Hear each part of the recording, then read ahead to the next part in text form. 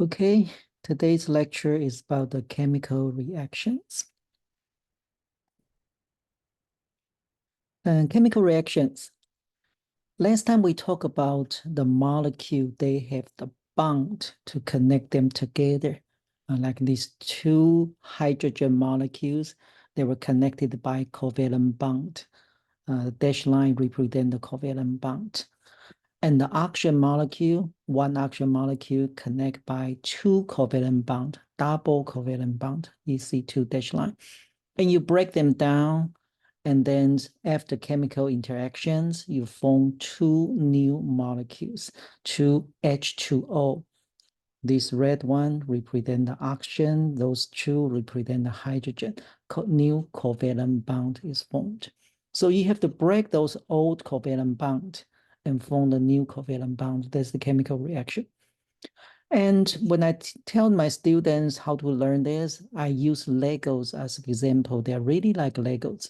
You have two white Legos, and each one has two connected together, and you break them, and you have one red Legos blocks with two small Lego chunk, and then you break them, and you form the new molecules. So it's really like playing Legos.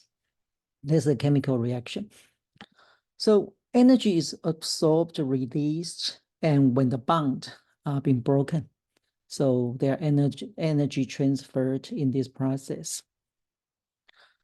And there's one example of chemical reaction. So you break the old bond and form the new bond, and that's the chemical reaction. And we have a lot of chemical reactions happen in the body because your body is the chemistry fab. So you have a lot of breaking down and build up new molecule. Like this is sucrose. Sucrose is the table sugar. It's made of two simple sugar. And when they go to your digestive system, you just break this into two simple sugar. It's glucose and fructose. We will talk about these molecules in the later part when we talk about the biomolecules. And also the energy is released. So today we're gonna focus on the chemistry part. Means in this equation, okay, what these numbers, these molecules means. Last time we talked about, okay, carbons, C means carbon, O means oxygen, and H means hydrogen. And today we will learn, okay, what's this number 2 means, number 1 means, and if it's 1, you can choose not to write it. But if it's more than 1, you have to put down the number. Okay, now let's start to look at the rules. Rule number 1, the numbers in front of each molecule tell you how many of each molecules participate in the reaction. For example, in this equation, so you have 1 CO2. So if the number is 1, you can choose not to put the number 1. If it's more than 1, you have to put down the number. So you have 1 CO2. This molecule is made of carbon and 2 oxygen, plus 1 H2O. And together you form 1 H2CO3. There's carbonic acid. Okay, so in this process, the first number tell you, okay, how many molecules you have. And let's look at another example. So this is another equation. How many hydrogen molecules? The answer is 3. You have 3 H2, so 2 H, 2 H2. You have 2 hydrogen together, it's 1 molecule. You have 3 of them plus 1 N2. So this molecule is made of 2 nitrogen. 2 nitrogen atoms together, N2 is nitrogen. It's a gas molecule. 1 of this together become 2 NH3. 2 NH3, this is a molecule. This is a molecule, so 2 of them. Another example, 2 sodium. This one, sodium, only 1 molecule, and you have 2 of them, plus 1 chloride. Chloride is a gas molecule, but each chloride actually have 2 chloride atoms together. And you formed together 2 NaCl. This molecule is made of sodium and chloride. Sodium chloride is salt. So you have 2 salt. So the first number tell you how many molecules you have. And there's another example, okay? You actually don't have to know what's these molecules. You just know, okay, there's the first molecule, there's the second molecule, you have 1 of this, you have 2 of this, together become salt and water. So this is acid, this is basic, and you put them together, become salt and water. That's the first rule. Okay, so first rule, the first number. The second rule, the number of atoms of each male element must always be the same on both sides of the equation. This means, so the equation must be balanced. That means the atom won't disappear.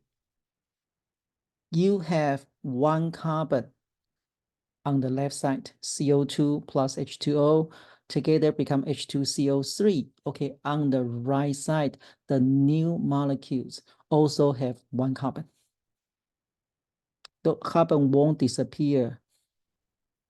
On the left side, you have 2 hydrogen. So you have 2 hydrogen Lego. I like to use Lego as an example. And on the right side, totally you have 2. And sometimes I even use different color to help students to understand. Okay, well, you have 2 hydrogen on the left. You're going to have 2 hydrogen on the right. And on the left, you have 1 carbon.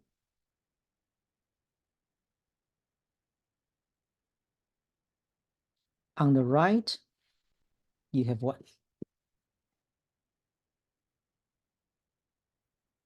On the left, you have 2 oxygen here, 1 oxygen here. You totally have 3. On the right, you have 3. So that's the chemical interaction. The atom won't disappear. The atom won't disappear. So the numbers of atoms of each element on the left side, on the right side, eventually they will be the same. So that's how we balance the equation.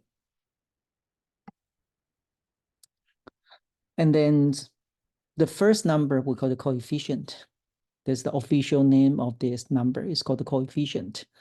The small number is called the subscript. Subscript means the number of, in this molecule, how many atoms of it. And the coefficient is how many molecules. Okay, so what I can test you on the test. On the exams, in the exams, I will ask you, okay, what balance is the equation? I can give you a chemical reactions. I can ask you, okay, what's this number? So now let's work on this together. How to solve this problem? First, you don't have to know what this equation means. You don't need to know, okay, this is the acid, this is the base, and together, acid and basic together become salt and water. No, you don't have to know. Because at this moment, I only ask you what's this number? And based on what we learned, you know the equation need to be balanced. So you have 1 H2SO4 on the left. I don't know how many NaOH together. On the right side, you have 1 Na2SO4 and 1 and 2 H2O. Okay, then how to solve this? And to solve this, we use the concept, the atom won't disappear. So how many on the left equal to how many on the right? So you can pick any atom. For this, it's much easier to pick sodium because on the left side, sodium only appear here. So it's much easier. You can pick any one of them. I pick sodium. Okay, so let's look at the right side. Right side, sodium, let me label it with color. It's easier to see. I have 2 sodium because in these molecules, I have 2 sodium atoms together. So on the left, how many sodium I need to provide? 2, right? Because NaOH, here, I have to give it 2. So the answer will be 2. It's really like a plain Lego. you give your kids a bunch of different color Lego, eventually the Lego won't disappear. So no matter how many times your kids break down the bond, break down and form the new molecules, and the number of Legos won't change. So that's how you solve this problem. Okay, let's do one more practice. So this equation tells you have 3 H2. H2 is one molecule made of 2 hydrogen atoms. And 1 N2, right? I told you if it's 1, you can choose not to write down. Nitrogen, gas molecule, 2 nitrogen atoms together. Equal to how many NH3? You can use any one of them. Let's use N2.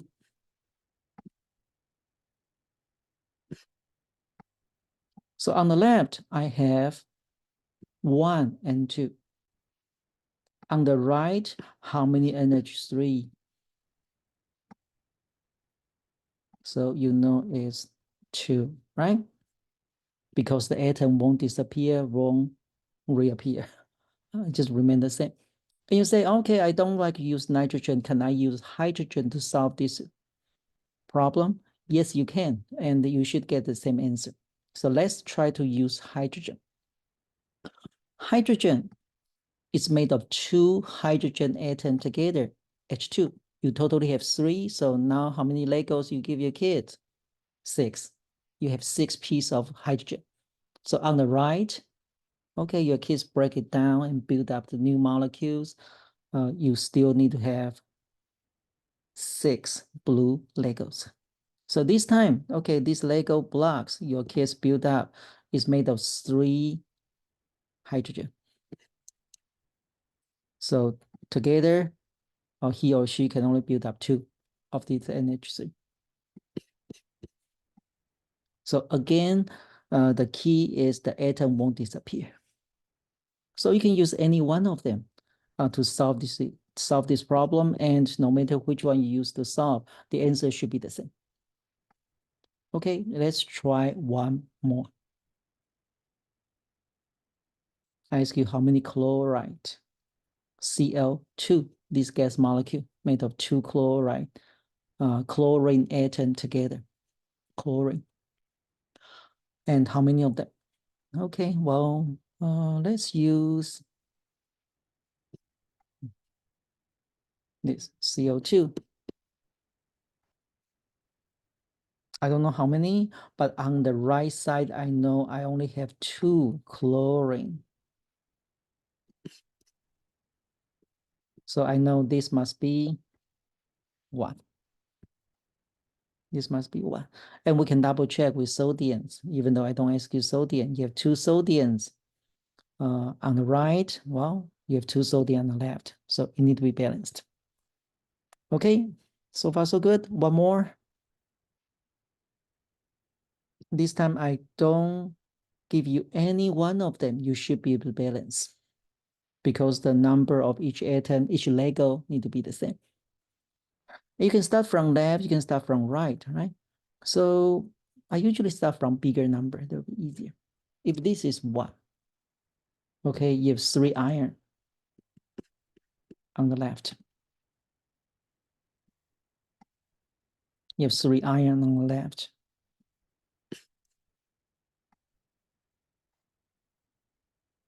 Then how many iron here? 3, right? Okay, then let's double check with oxygen. Oxygen on the left side, you have all 4 oxygen on the right side, totally 4. So on the left, how many O2 need to provide? So each chunk with 2 oxygen atom together. So totally you need to provide 2. That's how you solve this. That's how you solve this.